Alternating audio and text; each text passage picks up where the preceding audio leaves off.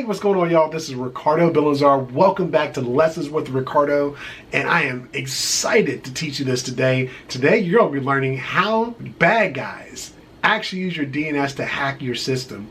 And because I love you guys so much, I'm going to throw in some common defenses as well. All right, let's go and jump right into it, y'all.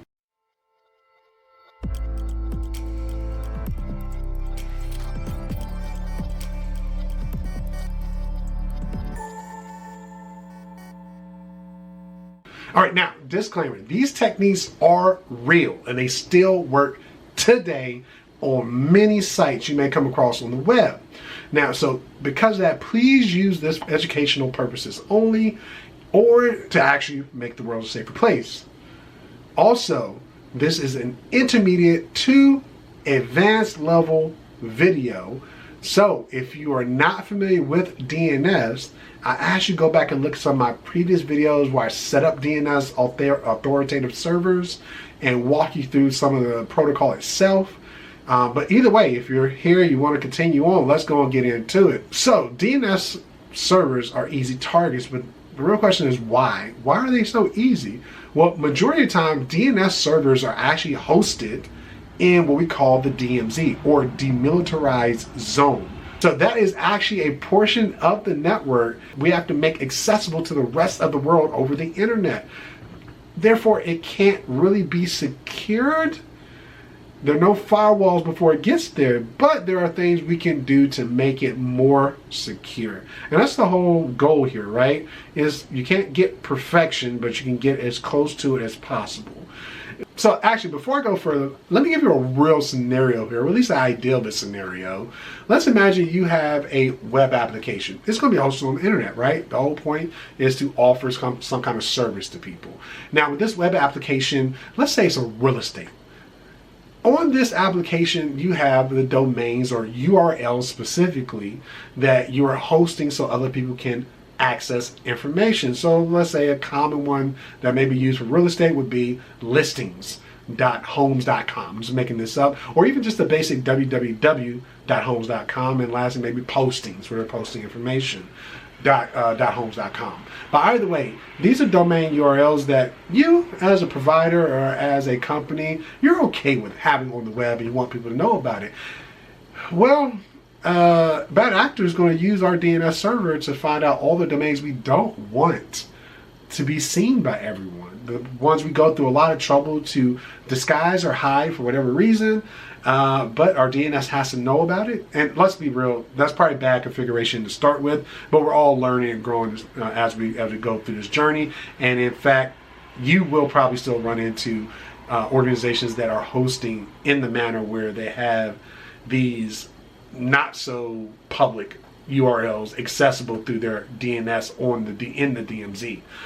So an example of one of those URLs may look like that you don't want them to be on, maybe employee.homes.com or customer.homes.com. Those can't have information that you want everyone to actually know about. So that being said, let's get into how the attacker leverages our DNS against us. But on top of that, the other three things I'll be covering in this video are how to securely configure your primary and secondary DNS authoritative servers. This is something I did not cover in my previous videos, but I'm covering in depth here because of the focus of this video. And then also, we want to cover how to set up our access control list, our TSIG, which is transaction signatures. So the last thing we're going to do is find out how to stop bad guys from potentially using our DNS against us as a DDoS attack, a distributed denial of service. So these are all great things to know about and how to handle your DNS, especially with managing it for yourself or for a company. And that being said, let's go and get into it. I'm going to share my screen here. Now, as always, I'm doing this on my Proxmox server in a very secure lab environment. Now, to get things started, I want to first get the IP address of my master node, my primary authoritative server, which we see here. Now, I'm going to flip over to one of my other DNS slave. They call it slave, but secondary is another word for it. And let's run a quick dig. Now, if you're not familiar with dig is a tool that is built into Unix systems or can be downloaded onto a Unix system that will allow you to make queries to a DNS server. So it's really good for troubleshooting, whatever you may come across with setting up DNS. So I'm using it here just to show what happens when you use the any option and provide it a domain name. In this case, we're doing home.local. And look at this. We got mail, name servers, NS1, NS2, all exposing our IP address. Now, imagine this is something that any and every person on the web can do on a DNS server from your home. Run that same command, just target a domain. Now, if I go a little further and switch over to AXFR, which is requesting a zone transfer, you get a lot more information. In fact, now we see www.home.local, which we didn't see before. Interesting, right? So, real quick, zone transfers are just the request of the entire listing of domain to IP addressing or any kind of conversions that's happening on the DNS system, which we call a zone. All right, so from here, we're going to switch over to our bad guy. So we're running a bad guy simulated host here, and we're going to do a dig request here and see what happens. Oh, look at there. We got the same information. Now, this is what we call a query. The any option is just a basic query. It's not a zone transfer yet. Once again, the zone transfer is requested by using AXFR or IXFR. And IXFR is just incremental zone transfer requests. So typically go with A for all of it. And I don't think A actually stands for all, but I say it that way. All right, see here, the bad actor is actually able to retrieve the same information as our trusted slave or secondary server in our internal environment. That's not good. So this is what a bad guy would do. They would go out there, find a domain, and use the any option to see what the name servers actually are that host the zone files on behalf of your organization. And then they would actually go back and ask for a zone transfer from those particular servers. And if not configured correctly, they would get it, as you saw. Now for this one, the first thing we're going to do is do what we call an access control list. So we're going to open up, as you saw here, I'm just showing you the file location that we'll be using, and now we're going to create the file. So this file we use just our Vim editor. We're open under our bind location, name.conf.acl, which is a brand new file we created, and we're just going to make a bad guy entry here. So ACL bad guys. And in there you can put any IP address you want. You can do a list of IPs as long as they're comma separated. I'm sorry, semicolon set. All right, so now we set the ACL. Okay, now just to explain, the bogus networks up there is also a filtering of networks that are typically internal. This is supposed to be a server in the DMZ or the internet. There should not be any internal IP addresses querying a DNS server hosting zone files for other people to read. So there's no need to have the internal networks, and definitely not at any network. See up there in the very first entry. All right, so now let's go off and look at our options, conf.options, and we're going to just make sure we have our allow queries turned on, and then also make sure we have our allow query cache and then recursion set to no. So here's the option we're sticking with now. You do notice we have the DNS sec validation set to auto, and that is important because that is actually going to be something we leverage later in the video to set up our DNS sec for this. So that's something we need to make sure that we are generating keys for the DNS sec configuration. Let's go and jump over into our forward zone. Now we made some alterations to how the master server is set up. Let's add some new entries to our zone file here. So we're just going to add one entry of test. We're going to make it an A record. Now if you remember, or if you have not yet seen my previous videos on setting up a authoritative server on a Unix platform, it is critical that we update the serial number with the current timestamp using epoch. So we're going to open up epoch converter. I'm going to copy and paste the time here, and we're going to paste that right into our zone file.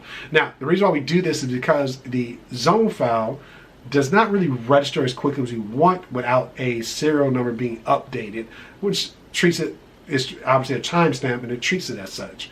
It lets it know changes have happened. That's how bind is configured. And bind being the DNS server I'm running. All right, so we've done that. Let's go and step out and go over to our list out our keys here. So for me, deleting these keys or .jnl files and restarting bind as a service allows it to refresh properly and make sure the keys are generated as need be. All right, so now we've done that. We're going to go ahead and, so yeah, we make sure we deleted JNL files from all locations. And there we have it. We just restarted the system, and you see here we have a zone transfer that has initiated. And you can see here it is AXFR. And we also have, and it's from both secondary servers. All right, now we've done that, let's go back over to options.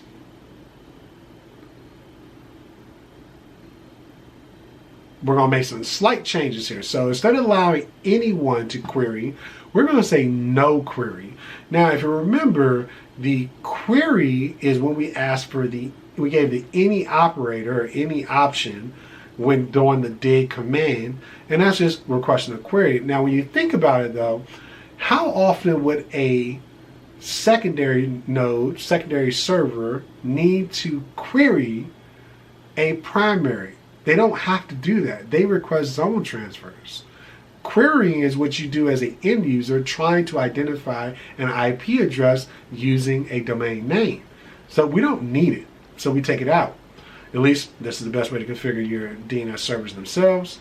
And we go ahead and test this out. So now we go over to our secondary, and let's populate the dig, and we will see that when requesting a query of any, we now get refused.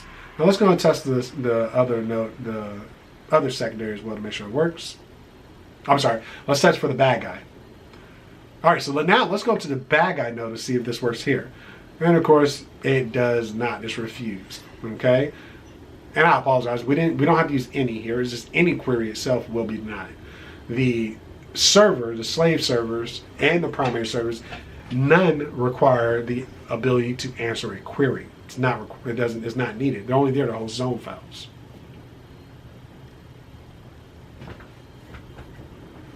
All right, so now we've done that, we have to keep in mind that the secondary servers do need to establish queries, just not the primary to secondary or vice versa.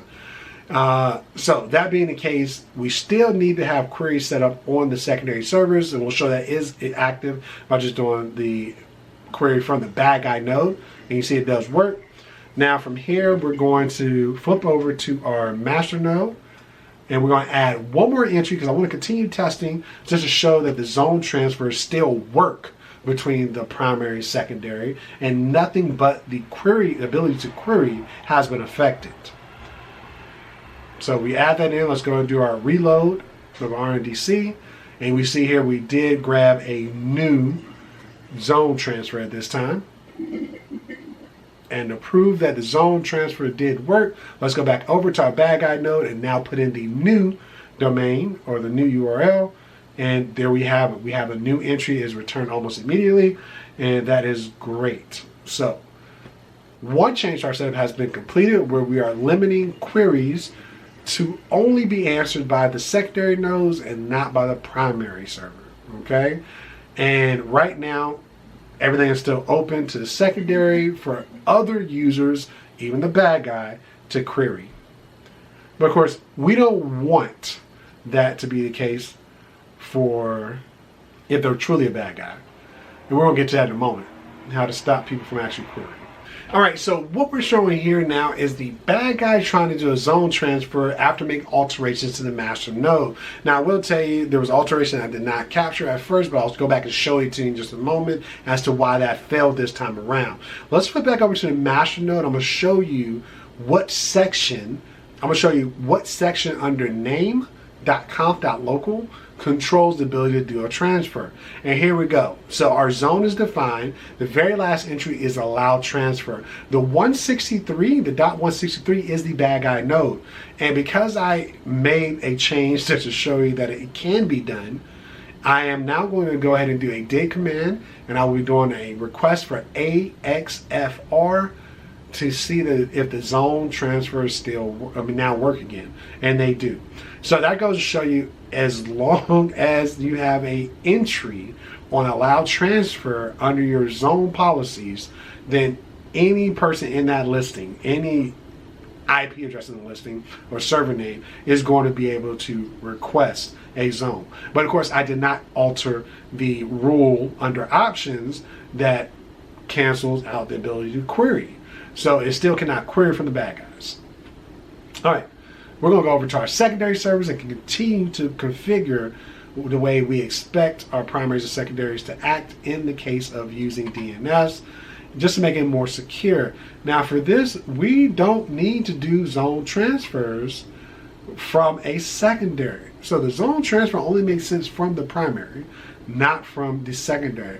Why would a user be requesting a zone transfer from any node, right? They're just trying to do a query.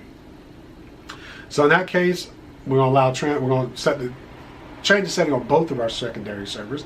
That's the complication of running more than one server, is remembering to touch all of them. And there are tools that can do this in an automated fashion, such as Ansible. Something I do encourage you to look into, and I'll be making a video on it as well.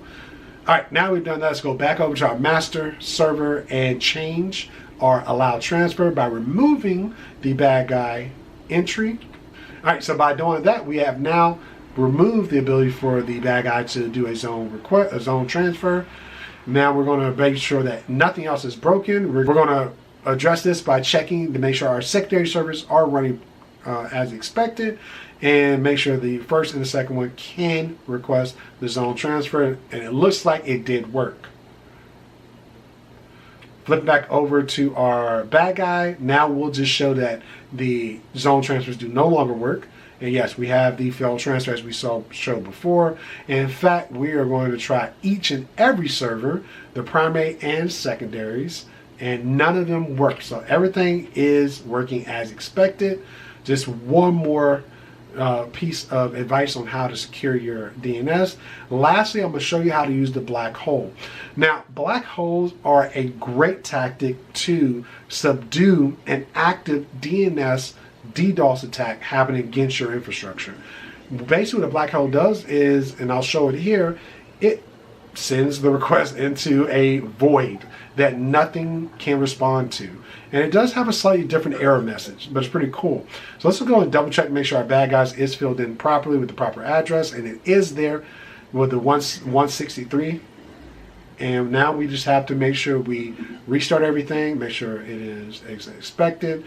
So we're going to do from the secondaries. Now let's try the primary. Let's see what the response is. Look at that, connection reset. Now, two thoughts on the matter, right? One is, hey, great, it worked. The requests are stopped. We are no longer getting any type of impact from these bad guys trying to barrage us with requests. At the same time, they know what's happening because of the output that they get.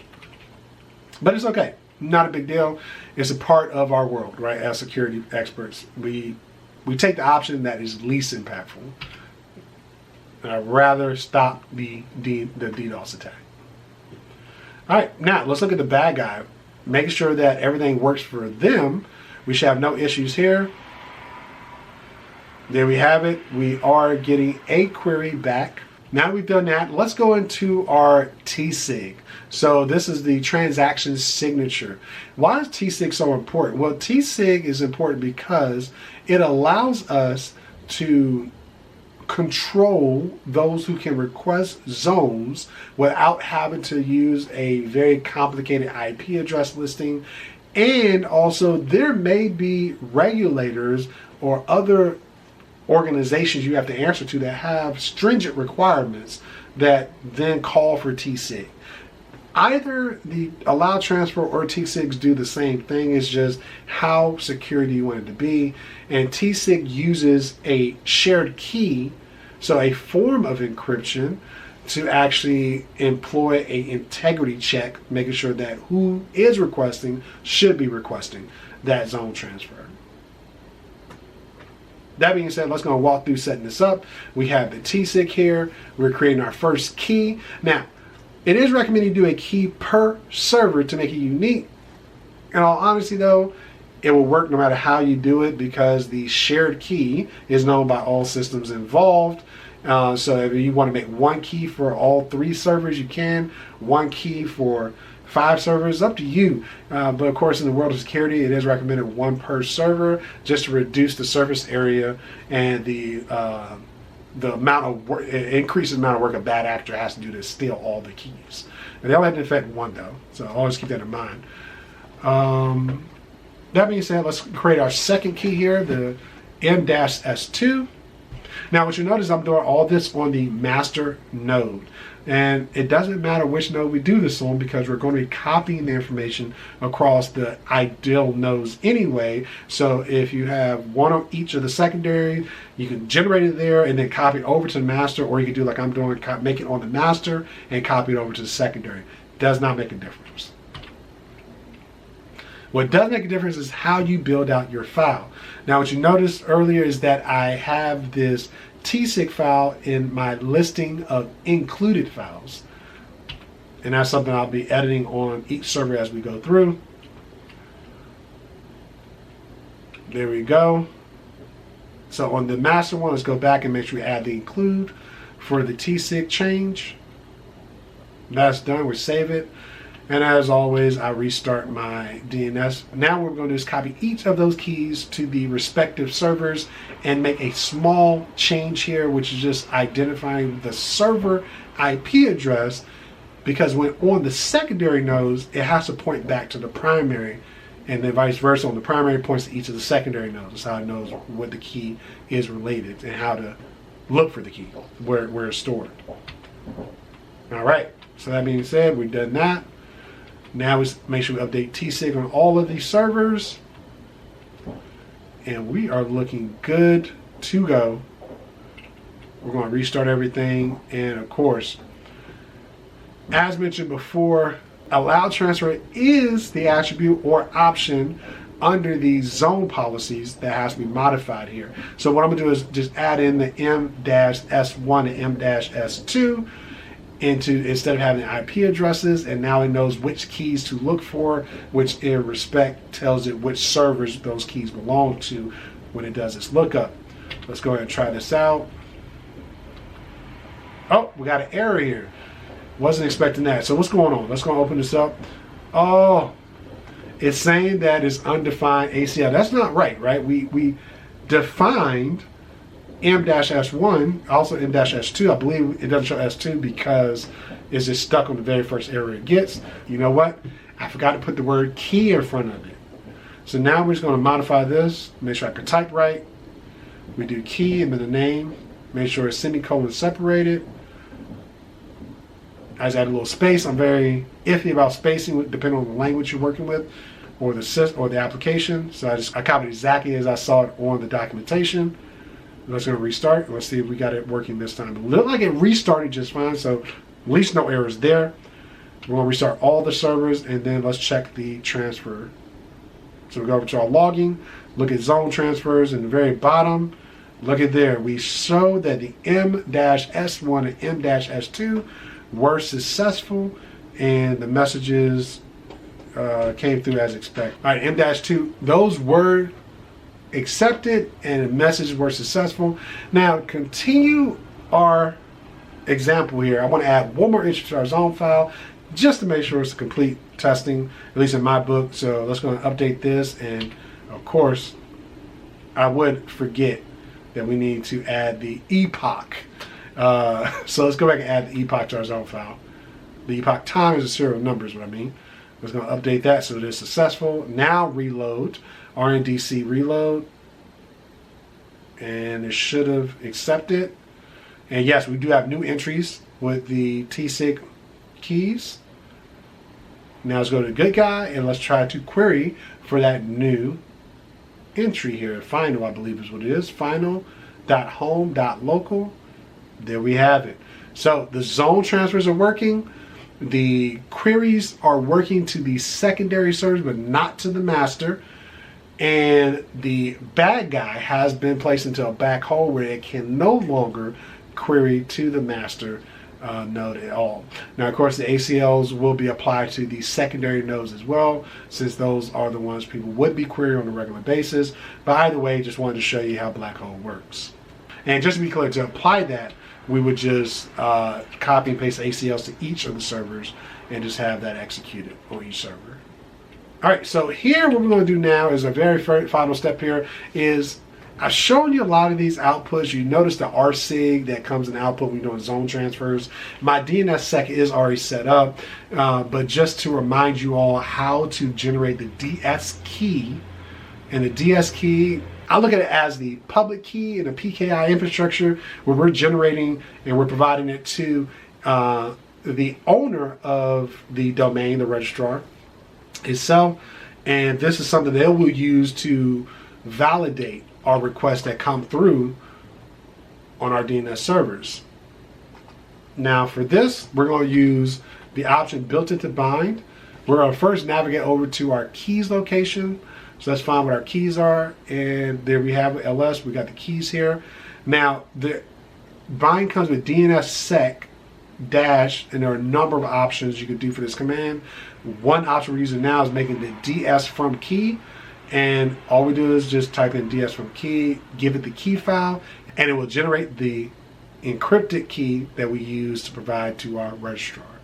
All right, so that's it for this video. And if you enjoyed it, I do ask you consider subscribing.